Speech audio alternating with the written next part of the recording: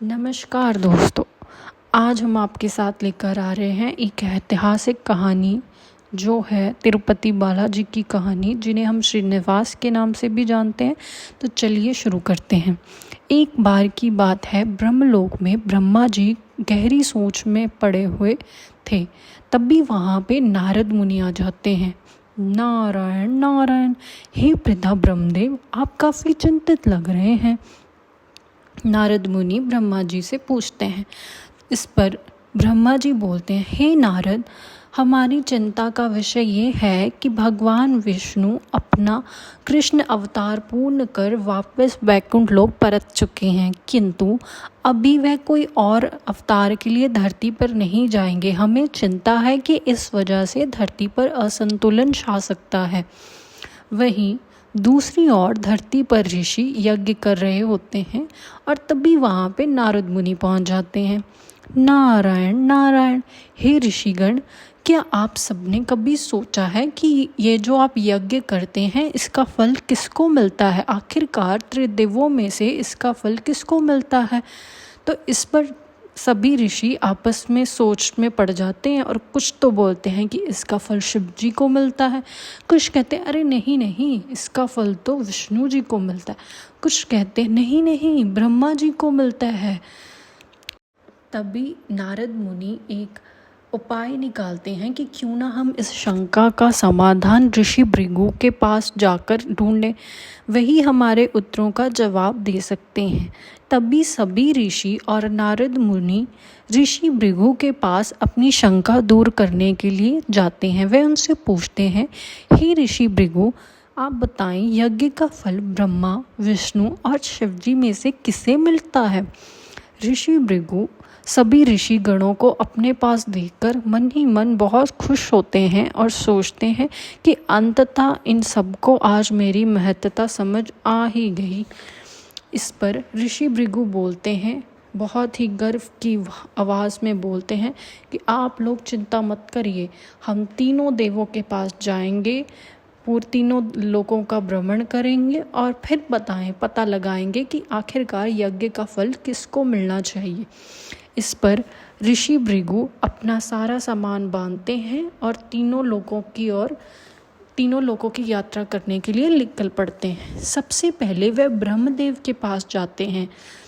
जब वे ब्रह्मदेव के पास जाते हैं तो ऋषि भृगु ब्रह्म जी को प्रणाम करते हैं, किंतु ब्रह्मदेव गहरी ध्यान में लीन होते हैं, जिस वजह से वे ऋषि भृगु के प्रणाम का जवाब नहीं देते।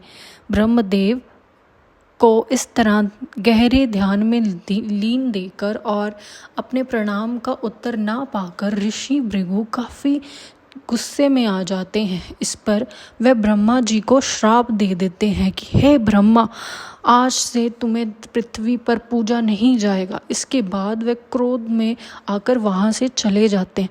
फिर ऋषि भृगु उसके बाद शिव जी के पास जाते हैं। जब वह शिव जी के पास जाते हैं तो कैलाश लोक पर माता पार्वती और शिव जी भी गहरे ध्यान में लीन होते हैं और वह भी ऋषि भृगु के प्रणाम का जवाब नहीं देते। इस पर ऋषि भृगु और क्रोधित हो जाते हैं और शिव जी को भी श्राप दे देते हैं कि हे शिव, आज से आपको आपके पूर्ण रूप में नहीं, आपके लिंग रूप को ही धरती पर पूजा जाएगा। और ऋषि भृगु वहाँ से भी क्रोधित होकर आ जाते हैं। फिर वो वैकुंठ लोक की तरफ जाते हैं, जहाँ पर भगवान विष्णु और माता लक्ष्मी का निवास स्थान होता है। जब वे वहाँ जाते हैं वैकुंठ लोक में, तो वहाँ पे भी प्रभु विष्णु और माता लक्ष्मी अपने ध्यान में लीन होते हैं। तो जब वे उनको प्रणाम करते हैं तो ऋषि भृगु को विष्णु और माता लक्ष्मी भी उनके प्रणाम का जवाब नहीं देती हैं। इस पर ऋषि भृगु बहुत ज़्यादा क्रोधित हो जाते हैं और श्री हरि यानी कि श्री विष्णु जी की छाती पर अपनी लात मारते हैं। यह देखकर विष्णु जी भृगु जी का पैर पकड़ लेते हैं और उनको बोलते हैं कि हे ऋषिगण, कहीं आपको चोट तो नहीं लगी? यह देखकर ऋषि भृगु प्रसन्न हो जाते हैं और वह बोलते हैं कि हे विष्णु, आज से यज्ञ का फल आपको मिलेगा, धरती पर आपके हर रूप को पूजा जाएगा। तत्पश्चात वे वहाँ से चले जाते हैं। किंतु माता लक्ष्मी यह देखकर बहुत क्रोधित हो जाती हैं। वह बोलती हैं कि आपने ऋषि भृगु को इसका दंड नहीं दिया, उन्होंने यहाँ पर लात मारी है, वहाँ पे मेरा निवास स्थान है, यानी कि आपकी छाती, आपके दिल में मेरा निवास स्थान है। और माता लक्ष्मी वैकुंठ लोक छोड़ने का निर्णय लेती हैं। भगवान श्री विष्णु उनको रोकने का बहुत प्रयत्न करते हैं, लेकिन माता लक्ष्मी नहीं रुकती हैं और वैकुंठ लोक छोड़कर धरती पर चली जाती हैं। माता लक्ष्मी जब धरती पर जाती हैं तो वह करवीपुर नाम की जगह पर रहना शुरू कर देती हैं। श्री विष्णु जी बहुत उदास हो जाते हैं और कहते हैं कि मुझे किसी भी प्रकार से देवी लक्ष्मी को वापस लाना ही होगा। देवी लक्ष्मी की तलाश में विष्णु जी धरती पर आते हैं और शेषलम पहाड़ों में चले जाते हैं और चींटियों के टीले में भोजन व पानी के बिना ध्यान करना शुरू कर देते हैं। यह सब देखकर भगवान शिव और ब्रह्मा जी श्री विष्णु जी की मदद करने का सोचते हैं। ब्रह्मा और शिव गाय और बछड़ा का रूप धारण कर लेते हैं और देवी लक्ष्मी के पास जाते हैं और देव ऋषि नारद माता लक्ष्मी को आग्रह करते हैं कि वह गाय और बछड़ा को चोला राजा के पास ले जाएं। देवी लक्ष्मी इस पर मान जाती हैं और राजा चोला के पास चली जाती हैं और वह उनसे कहती हैं, हे राजन, कृपा अपनी प्रजा की ओर से ये छोटी सी भेंट स्वीकार करें। राजा वह गाय और बछड़ा अपनी रानी को भेंट कर देता है और उनकी सेवा का आदेश देता है। रानी एक चरवाहे को बुलाती है और उस गाय और बछड़े को चरवाने का काम सौंप देती है, किंतु गाय दूध नहीं देती। यह देखकर रानी चरवाहे को डांटती है। चरवाहा गुस्से में आ जाता है और गाय और बछड़े का पीछा करता है। जब वह गाय को देखकर दंग रह जाता है, गाय सारा दूध चींटियों की पहाड़ी पर देती है। गुस्से में आकर चरवाहा अपनी कुल्हाड़ी गाय की ओर मारता है और अचानक वहाँ से विष्णु जी प्रकट हो जाते हैं और वह कुल्हाड़ी विष्णु जी के सर पे लग जाती है।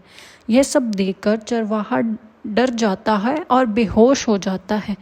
वही चोला राजा गाय और बछड़े को अकेले डरे हुए देख उसी जगह पहुंच जाता है और विष्णु जी को क्रोधित होकर उस राजा को श्राप देते हैं कि तुम वंशहीन ही रहोगे।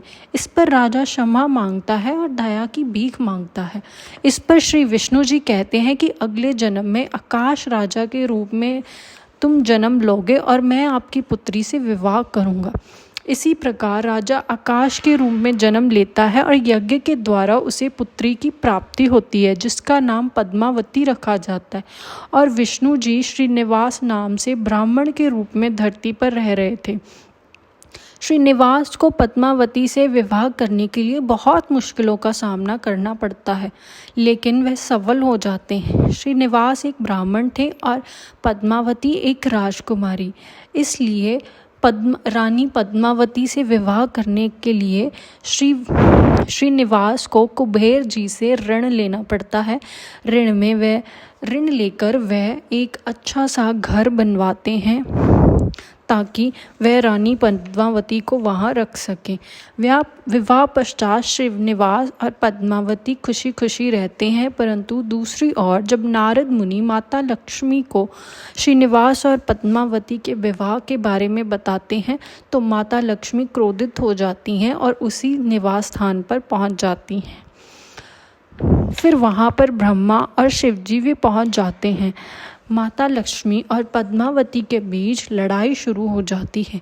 फिर वहाँ ब्रह्मा जी और शिव जी माता लक्ष्मी जी को बताते हैं कि श्रीनिवास और पद्मावती के विवाह के पीछे श्री विष्णु जी का दिया हुआ एक वरदान है, जिस प्रकार से उन्होंने उनसे विवाह किया है।